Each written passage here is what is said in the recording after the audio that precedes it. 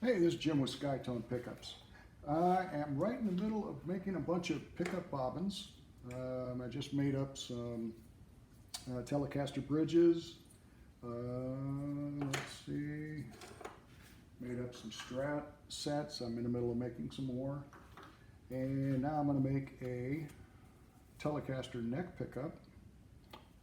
So these are the bobbins I use. I have gray, I have black. So I'm making black out of this one.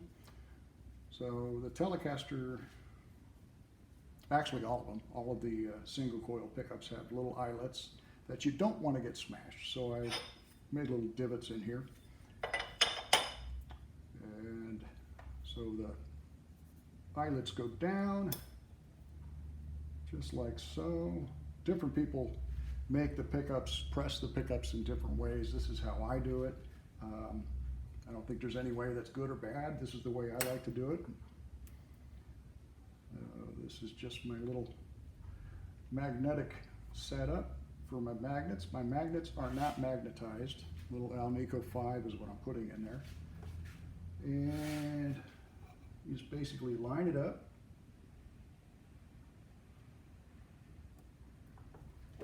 Press it in, there's one. A lot of people hammer them in there. I don't like to hammer them. This way is just so much easier for me. I can do it really quick. You just want to make sure you're right on the hole. And you want to make sure your bobbin is flat.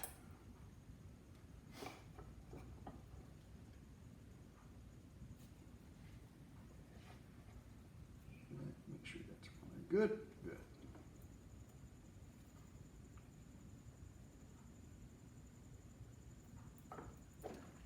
So this is how I make all of my bobbins. I don't buy pre-made bobbins. And I hand wind all of my pickups as well.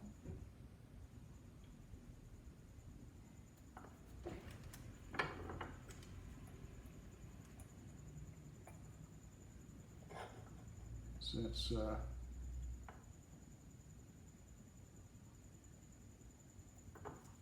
I'm not just the owner, I'm also the employee. And whatever else I gotta do. Make dinner, do weeding, mow the lawn. It's all part of the day. This is my fun part of the day. Okay. So I kind of inspect and make sure everything is the way it should be. Spaced out the right way. Make sure. Sometimes these bend, especially when it gets hot. So that's good. I take that little piece off. Now I'm ready to press in the top piece. Same thing, make sure that's flat. That's good. Okay. So you basically make sure all your pole pieces line up correctly. Make sure you don't have to bend anything because you don't want to miss the holes. You can kind of start them by hand a little bit, but then you press in just like so. I look to see if I can see any light in there. That means I'm a little off and I need to tweak the magnet a bit, but now it looks good. And next, we use spacers because we want to have the correct spacing between the bottom and the top. That's where we're going to wind our wire, obviously. So I've made these spacers out of plexiglass. They seem to work great. Different people use different things. You can use wood, hard wood. I use a little bit of both. Actually, I made a couple of different ones out of wood, out of plexiglass. It's nice to have backup. Sometimes the plexiglass will break, even though you don't want it to. So you basically you have this piece, which goes on the top, and as you press what this allows it to go, have the Alnico 5 magnets are going to stick up a little bit. So this keeps them flush and allows you to press the top bobbin down. And it stops obviously when it hits the spacers, and then you have the correct spacing for winding your bobbin. So you just want to make sure, whoops, they're right there and not over your fingers. Press it down. And again, make sure you're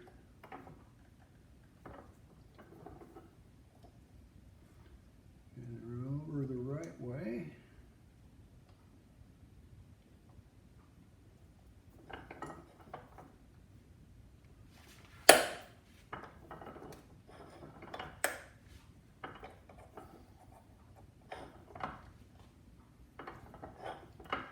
Just make sure it's uniform all the way down.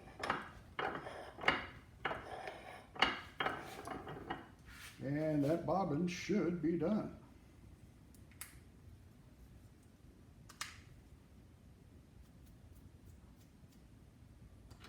At least for that. I still make sure if I need to tweak anything, if sometimes they'll get tweaked as you're pressing them in.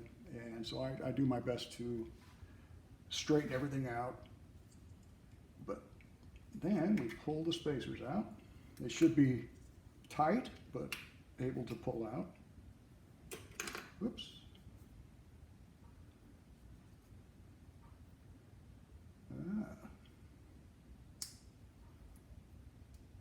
This one I had a little issue.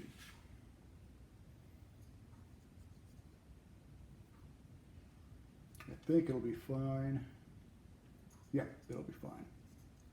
I'll just have to sand it down a little bit. But there's a little issue there.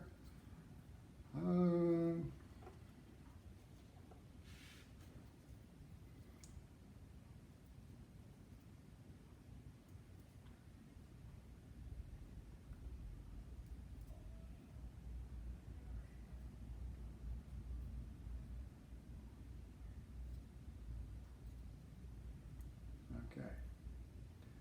So yeah, I like to make sure I inspect everything. Sometimes the magnets will kind of go one way or the other, and you kind of push them into the right area.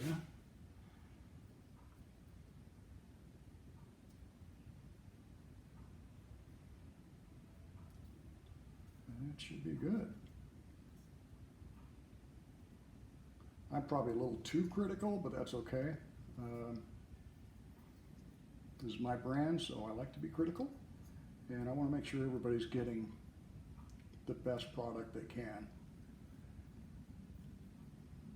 So yeah, there we go. That's it. So this one, I'm going to tweak it a little bit more. Okay, there we go. This one is ready to be dipped in lacquer.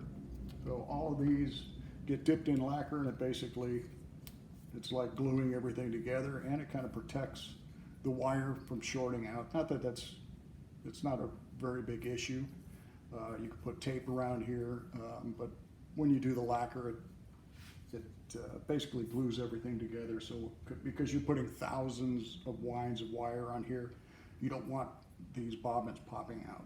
So do that, we're set to go. And then once I wind this one, it'll get a top on it, which I don't have any other ones here. But it's like this is the obviously the Telecaster bridge. So when I finish that up, get it all wound, get it wired up, then it'll get a plate on the bottom. I tape the bottom and then put the plate on it. And actually, I magnetize it first before I put the blade, the plate on it. This is my magnetizer. It's got a south and a north magnets on it, very strong magnets. But I don't magnetize these until after they're already built, after they've been lacquer dipped, and after I've wound them. Then I will magnetize them. Just so much easier to work with. So Great, that's it. Jim from Skytone Pickups. Definitely check out my website for what we have in stock. We've got some humbuckers, we've got some Telecaster sets. We have Stratocaster sets. We're kind of working on adding things as we go. Still a new company, but yeah, definitely they're all hand-wound pickups. And as you can see, this is how I do it. So everything on there is built for excellent tone. So Skytone Pickups. You can also email me at jim@skytonepickups. If you have any questions or if you would like more information, if you'd like a custom build, if you want, Telecaster, Stratocaster pickups, whatever, overwound, underwound, let me know. We'll see what we can do for you. You can also find us on Facebook at Skytone Pickups, YouTube, Instagram, and Twitter. All right, go down and buy yourself some Skytone Pickups. Talk to you later. Bye.